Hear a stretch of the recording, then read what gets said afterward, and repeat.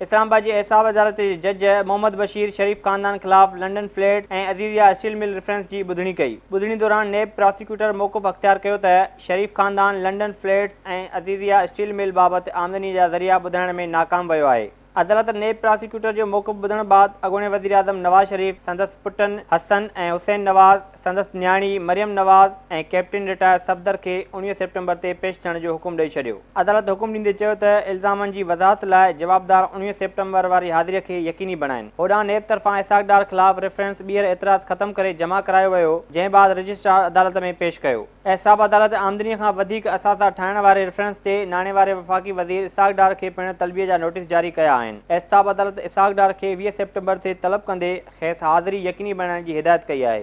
एहसाब अदालत इसाक़ डार खे 20 सेप्टेम्बर ते सुबुह जो 9 वॻे तलब कयो आहे।